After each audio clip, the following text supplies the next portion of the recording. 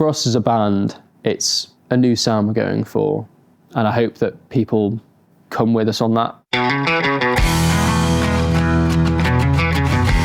The song itself was the opposite of the message of the song. I think it's my favourite of the ones we put out. How the song sounds when you're not looking at the lyrics, and if you're looking at like all the instrumentation and stuff, it's quite like a bouncy song, seems quite like happy, but it's talking about sort of how bleak a lot of things are in the world that are being pushed onto us. The many things that motivate you, many ways you change the world below. I started writing the song, I think everyone had gone to bed and it was late on, and then it was the riff that came to me initially. And I didn't have any of the words or an idea what I wanted to write about at that point, but I felt like the riff was really strong. The first line that came to me was "War is on trend." You know, I wasn't sure what to do with it at first, with how political it felt. But then expanding out of that line, the song kind of came together. This is how most of my voice memos sound.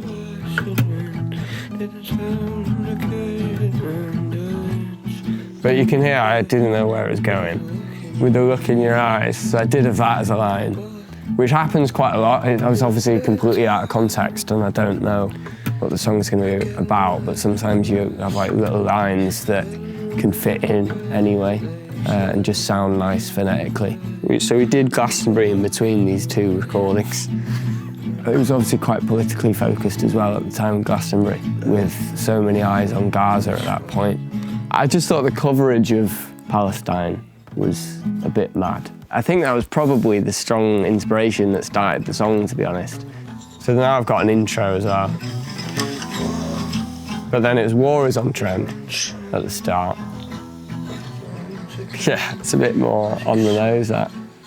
It started with that riff on the acoustic it used to be, and we used to just call it the riffy one. He was doing some Nick Drake-esque guitar riff. I think that was all it was meant to be originally. He brought it to the band. Yeah, we all started playing it together and it seemed right, to be honest. I remember I always liked the riff, but when it really clicked was with that first demo. It would have been in the garage where we rehearsed, yeah. That's kind of how most of the songs come together. I didn't think he'd done lyrics yet, but he had like a bit of a melody for the vocal. I mean, I liked it already, but since then I've really liked it, and it's been one of my favourite songs to play and just to listen to it. I didn't really like it the first time I heard it. I know Kai knows this and he likes to kind of joke about it a lot, but I wasn't a big fan, but then like we played it quite a lot and it actually really grew on me, and now it's definitely one of my favourite of our tunes. I was really set on it being acoustic for a while. Not as in without the band, but as in the acoustic actually being the lead instrument. But then having it as the lead instrument to play the riff at the very beginning didn't feel like it had enough punch, so that we switched it to the electric on the last day of recording actually, which in the end I think really worked out. But the riff was always meant to be the driving force behind the song.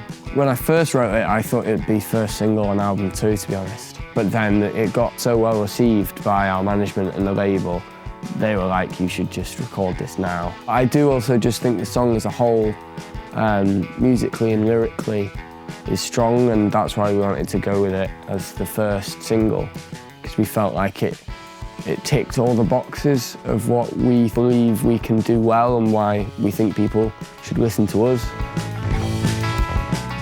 Working with Matias and Maris, who's engineering there as well, was a really good experience. Sort of the vibe we had in the studio and the approach to the day and how we were recording the songs was always really good. And as a result, we've made some of the best, we've made the best songs we have. There was the bit where Sid messed up and then we turned it into a section, which was cool.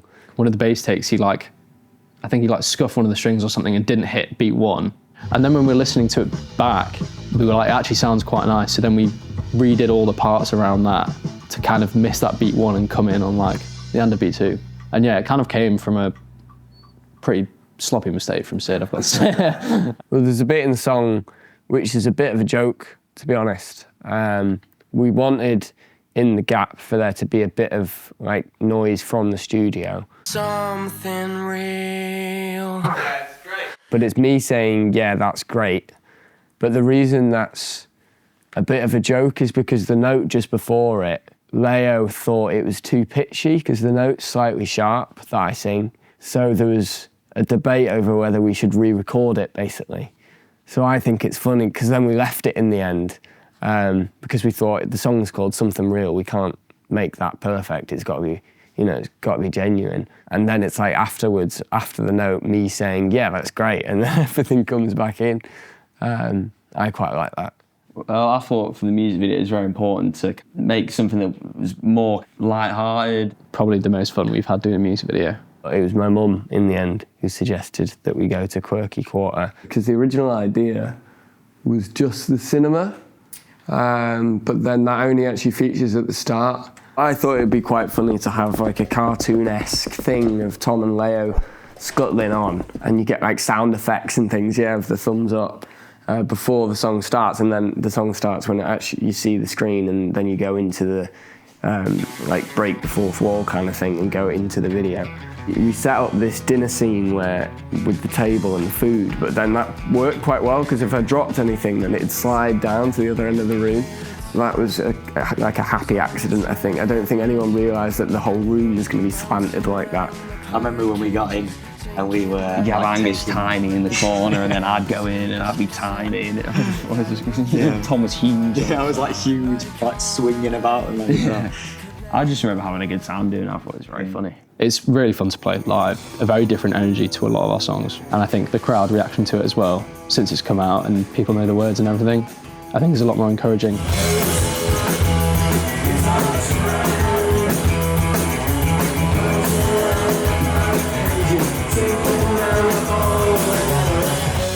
Like doing the album, we wouldn't have been able to do that independently, really. I mean, you can do it and bands have done it.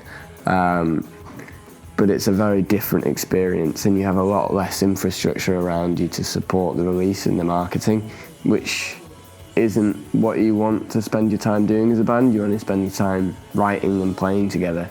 When we first started out, we weren't sure if this was going to go anywhere.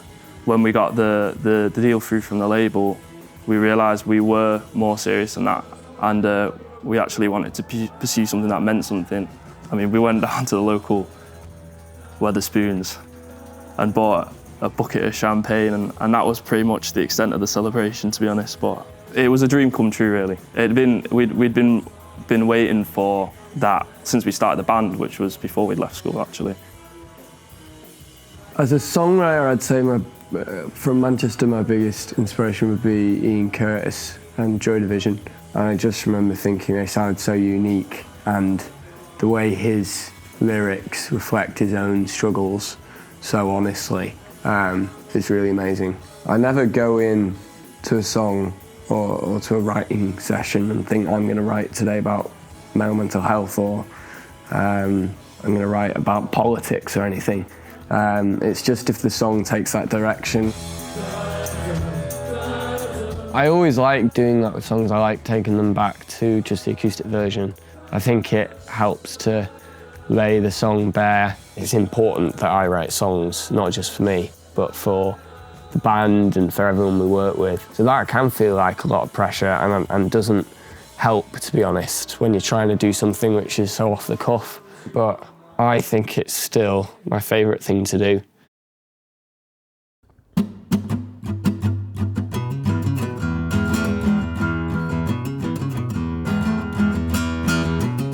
Hate is on trend, bouncing round the parrot cages, sinking down the hole that never ends.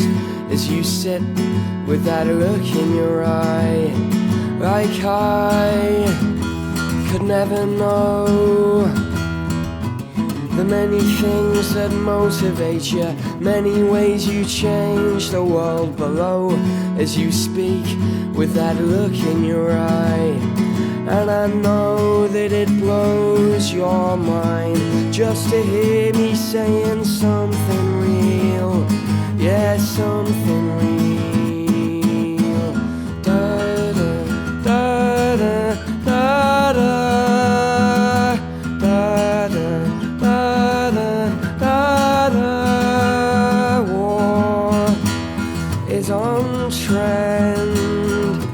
The media won't talk about it. Controversy sells once again as you sit with that smile on your face. Like I could never understand the meaning of your gestures, how you held them in the palm of your hand as you spoke with that obvious look in your eye. And I know that it blows your mind just to hear me saying something real, yeah, something real.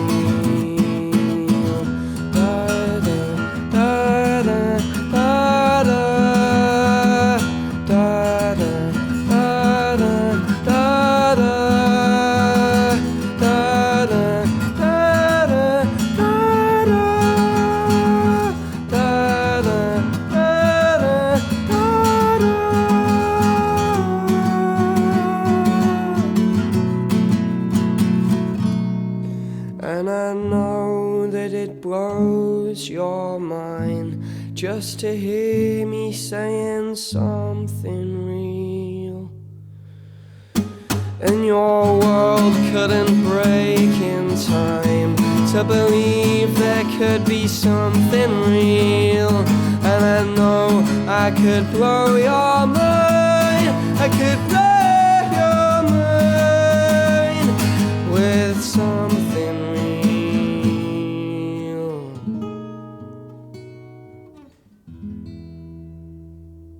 I'd hope people would think we come across as genuine and passionate about music. I think that's at our core why we started doing it, and I hope also that they get the impression that, you know, we're mates off stage. I'd say a big inspiration for us from Manchester have been the Roses.